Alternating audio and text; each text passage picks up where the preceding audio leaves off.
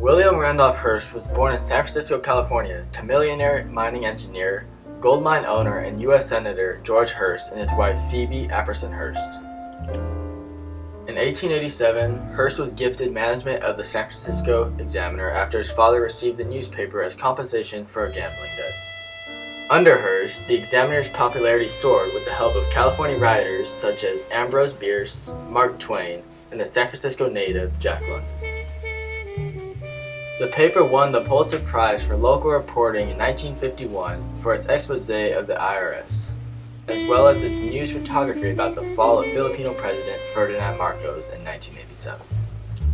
Hearst's immense wealth, due to ownership of multiple media and newspaper outlets, caused him to have a net worth of over $30 billion by his death in 1951, which is equivalent to roughly $569 billion in today's market.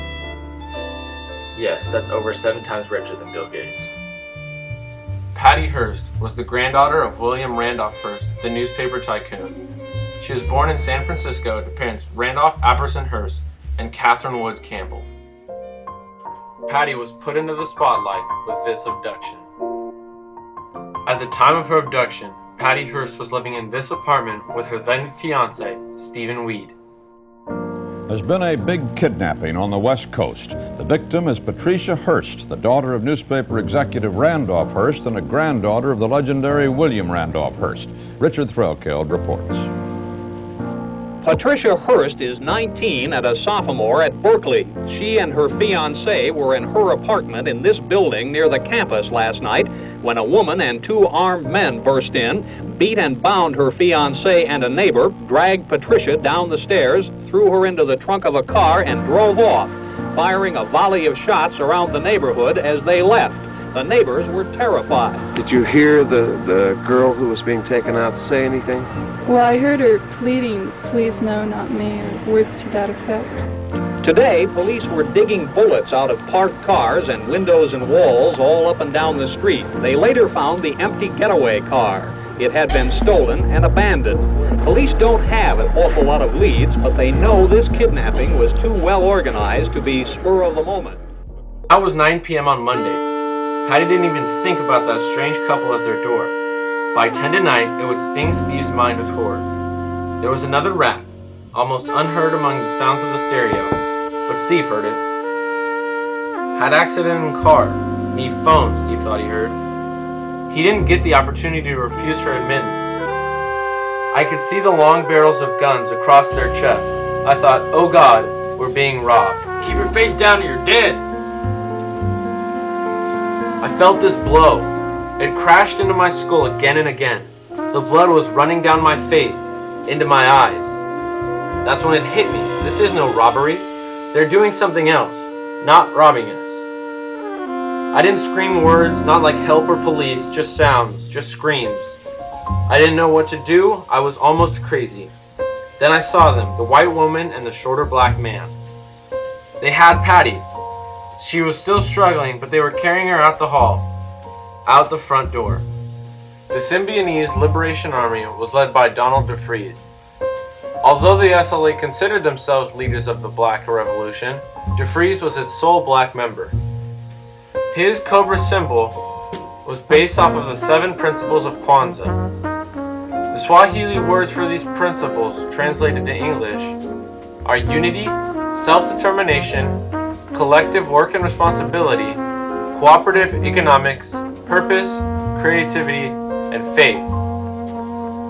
The SLA formed after the escape from prison by Donald DeFreeze. He had been serving a sentence of 5 to 15 years for robbing a prostitute. DeFreeze then took the name Cinque from the leader of the slave rebellion who took over the Amistad in 1839.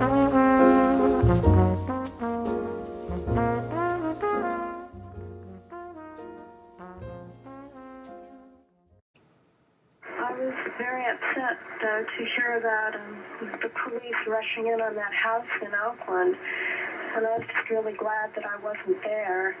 And I would appreciate it if everyone would just calm down and not try to find me and not be making identifications, because they're not only endangering me, but they're endangering themselves.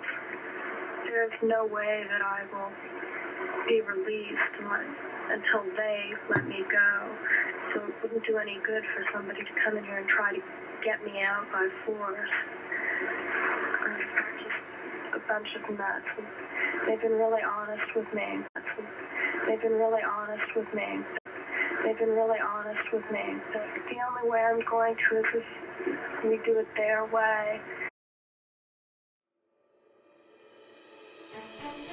I'm beginning to feel that the FBI would rather that I get killed than safely released. I have chosen to stay and fight.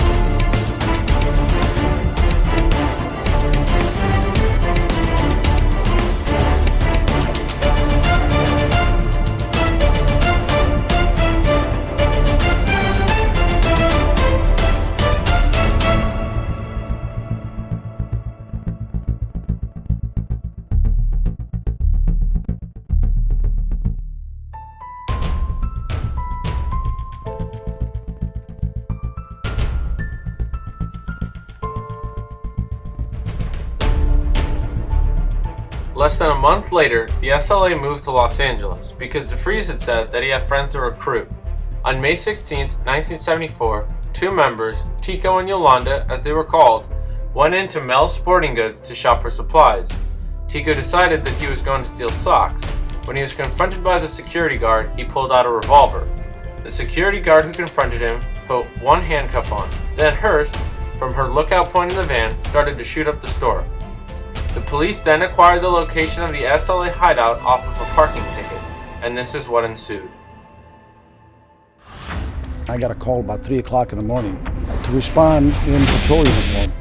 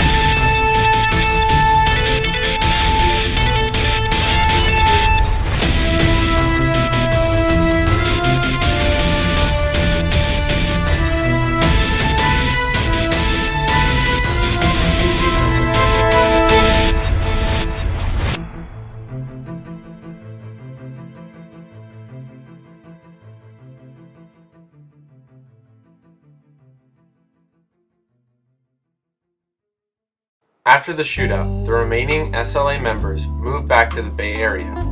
These last few then decided to rob Crocker National Bank.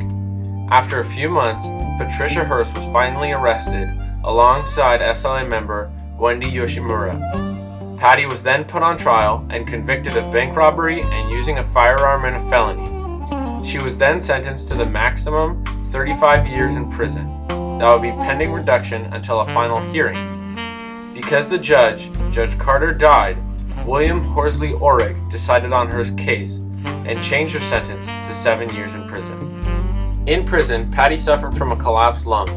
She was granted bail in November 1976, however this was revoked in May of 1978. Jimmy Carter's commutation of Patty's sentence allowed for her release after 22 months in prison. However, she would not be officially pardoned until Bill Clinton on January 20th, 2001.